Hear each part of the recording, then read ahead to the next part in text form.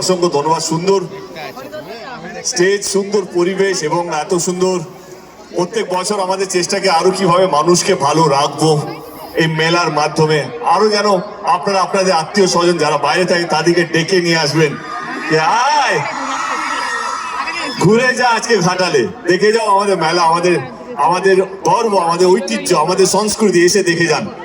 তো ভীষণ ভালো লাগছে আপনাদের মাঝে এসে এই ঘাটাল উৎসব নিয়ে। বাপরে বাপ, 2 বছর আগে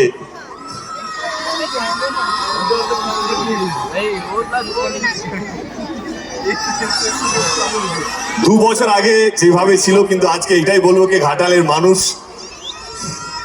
ভালো আছে। ভালো আছে তো? মেলাটা ঠিকঠাক যাচ্ছে তো? এবারে আপনাদের আত্মীয় স্বজন যারা অন্যান্য জায়গা থাকে তাদেরকে ডেকে নেবেন, বলেন আয় ঘাটালে মেলাটা একটু ঘুরে যাও, তাই তো?